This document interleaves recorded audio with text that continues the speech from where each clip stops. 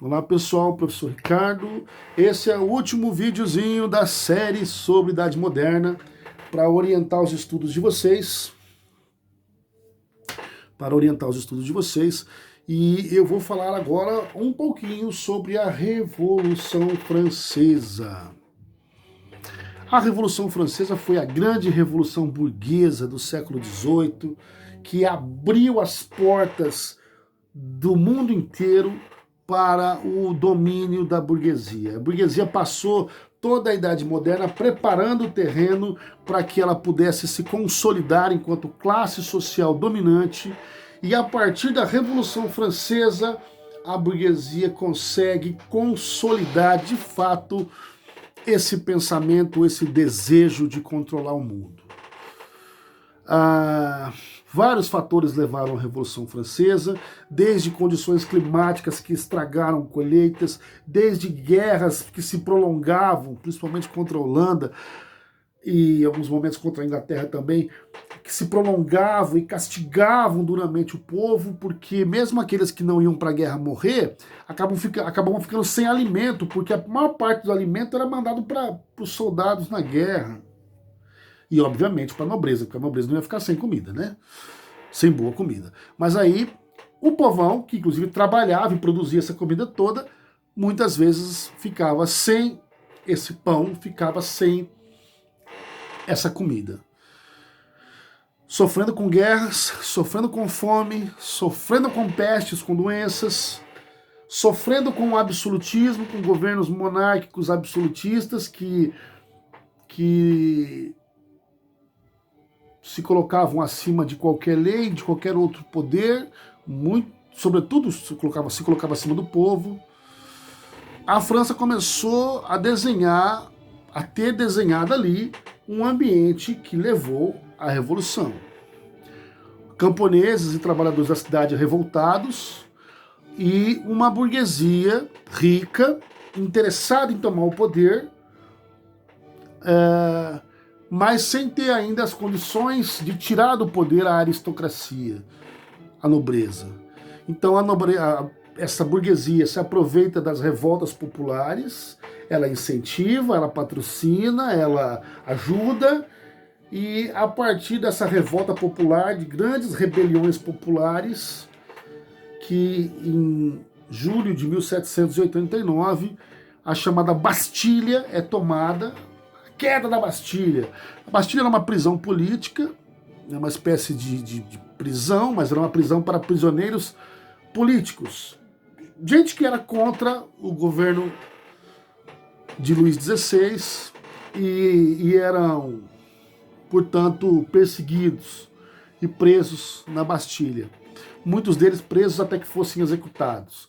Então, grandes revoltas, principalmente em Paris, que levaram à tomada da Bastilha, e essa tomada simbolizou a queda da monarquia,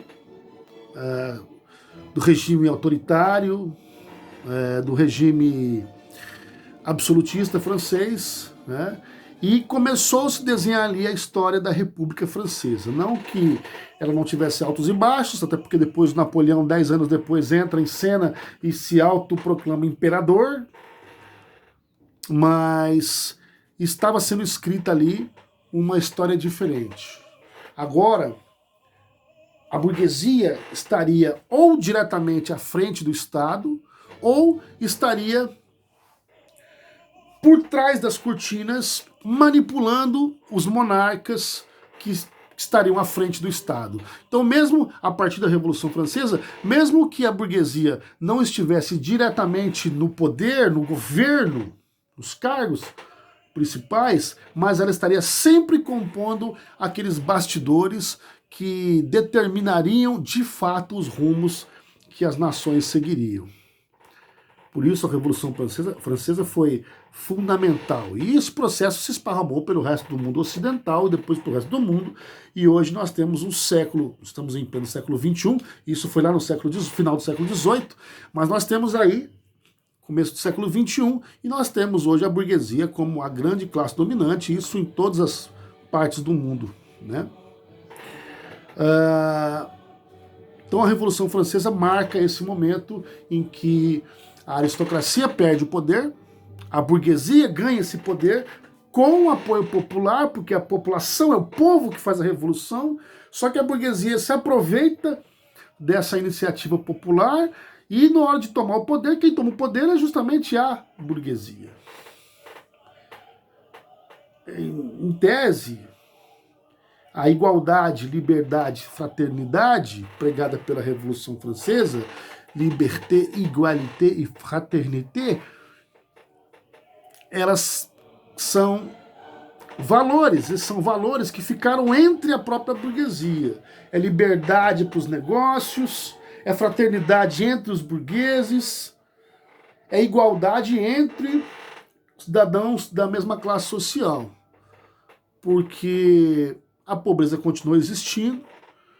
Em muitos países que se inspiraram na Revolução Francesa, o Brasil, por exemplo, a escravidão continuou acontecendo, então não era...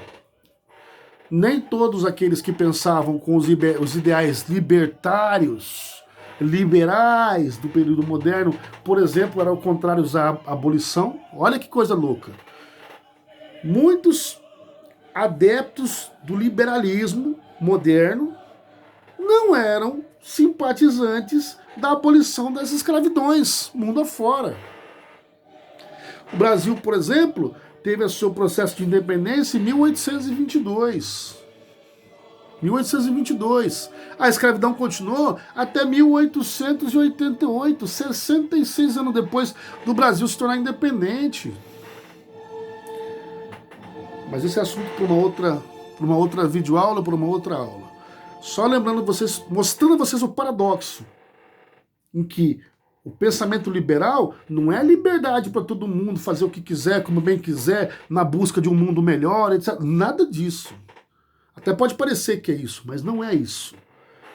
O liberalismo pregado pelos liberais é a liberdade para a classe burguesa fazer o que ela precisar fazer para se consolidar enquanto classe dominante. O resto é balela, é conversa fiada.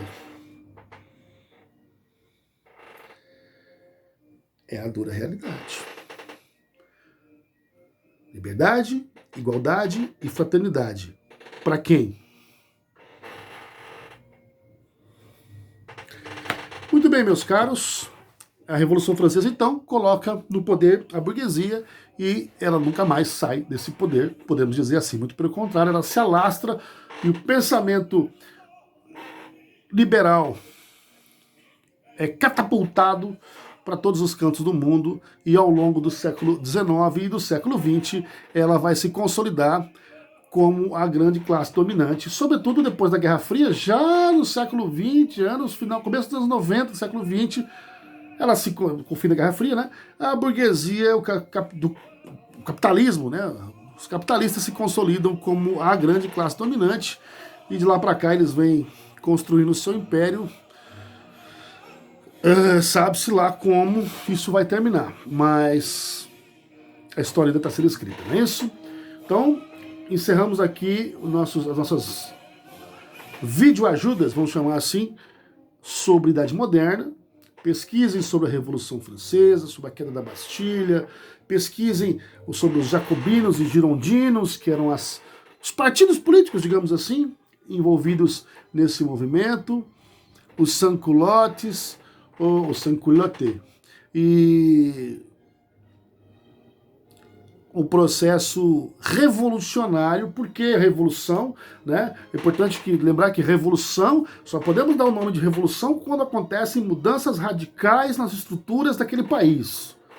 Se não aconteceram mudanças nas estruturas, ou seja, de baixo para cima, naquilo que era mais fundamental, nós não podemos falar em revolução.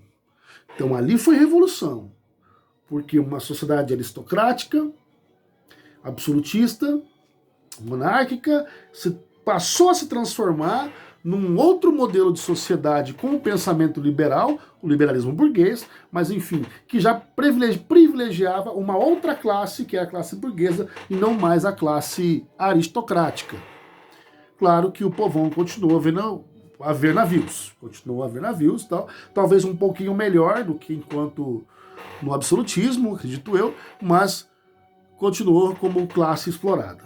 Importante que se lembre, que se saiba disso, né? Mas mesmo assim nós não podemos negar a importância para as transformações sociais que a Revolução Francesa teve.